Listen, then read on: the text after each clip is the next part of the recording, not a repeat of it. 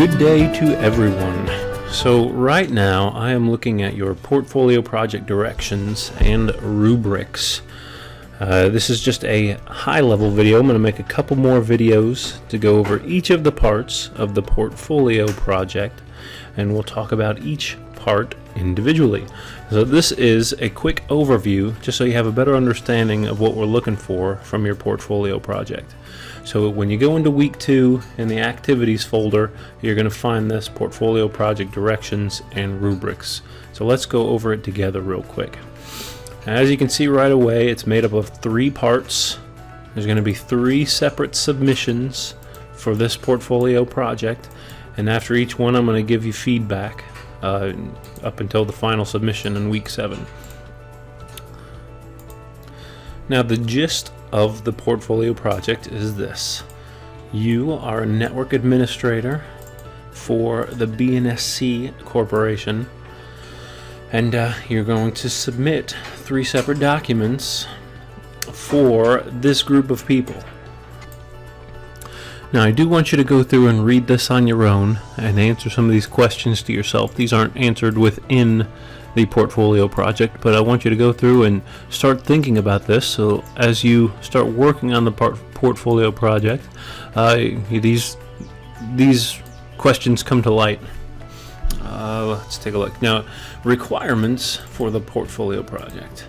We're in the college level here, so what we want to do is start including a cover page with most everything that you submit. Depends on the class that you're in, but 200 level and above, you're probably going to want a cover page on submitted essays and especially portfolio projects. So in this case, you want a portfolio or a cover page. And this is the needed information on that cover page, and then 5 pages for this project, and that does not include the cover page and the references page. So that's going to be at least 7 pages if you're trying to include those. You need 5 sources cited, 5 references, and at least 3 of them should be scholarly sources. So that means not Wikipedia or just whatever web page that you find at that time. 2 of those could be from that, but you want at least 3 scholarly sources. Luckily we have something at our fingertips, the EBSCO host, that's built right into our environment here in Blackboard. So if you just click on that link in your tools section, you can get right to a place where you can use those. And just a little hint here, the supplemental reading assignments that are on the supplemental syllabus for each week would count as scholarly sources. Hint, hint. And like we said, now this breaks into 3 separate parts. The first one is the Active Directory design, and this basically boils down to, it tells you how your organization is built. You have 7 OUs, and it tells you what the OUs are. OU is an organizational unit, and it spells out how many users are in each section for your organization and so forth. Now if this seems a little bit foreign to you, don't worry, because that's what you're in this class for. Over the next few weeks you're going to be learning about this sort of thing. But in this part 1 activity you have a few deliverables that are spelled out down here. You're going to be creating an organizational chart, an org chart as they say, and that's going to be it's going to lay out your architecture for Active Directory. And check out the part 1 video and it'll give you a little bit more of an insight as to what that actually means. And you're going to do that.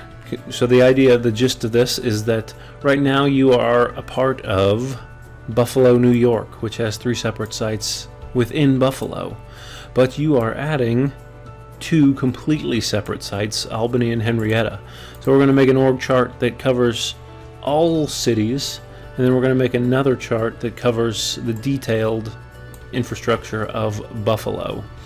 And in the third part, you're going to compose an essay about what your diagrams represent. That is part 1, due in week 5. Now, part 2, do the next week, I'm going to give you feedback on what you submitted in week 5. So I'd like to see any corrections that I recommend, as well as the part 2. Part 2 is all about group policies, GPOs. Here are the 9 GPO or 9 requirements for each of those GPOs, and you are going to be required to give the details about each of those.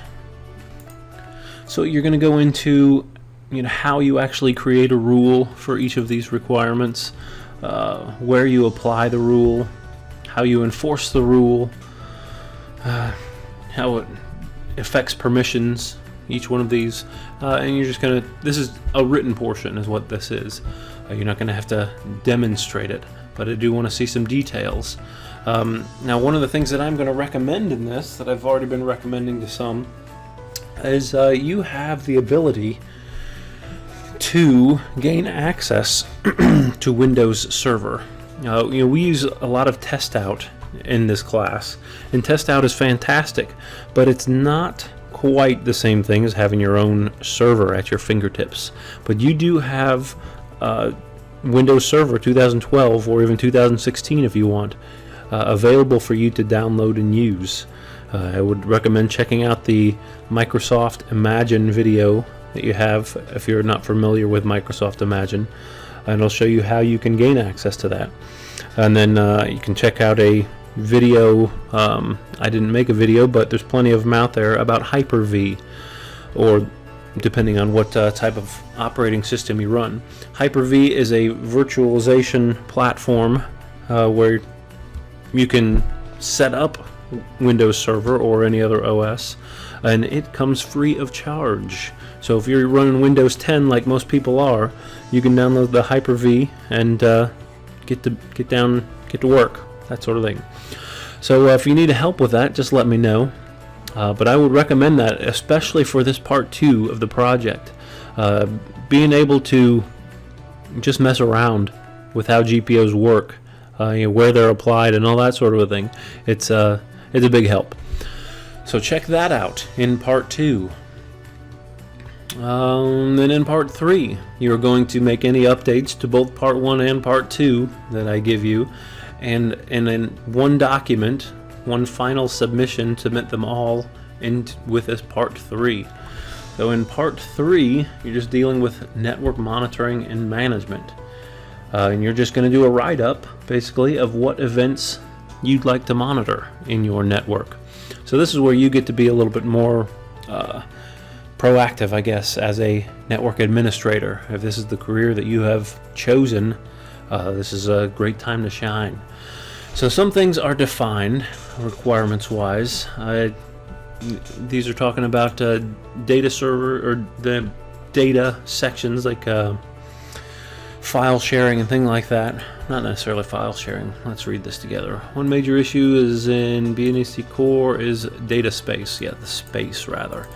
So like a shared drive, how much space is allocated to each user? You wouldn't want one user to have 2 terabytes worth of space and another user to only have 100 megabytes.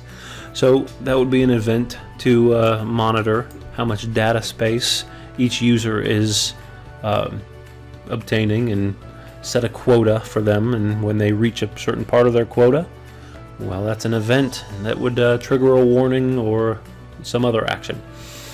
Also, web services in this one, that'd be something you'd want to monitor, since external people will be accessing the website. It goes into different things that you want to find solutions for as well.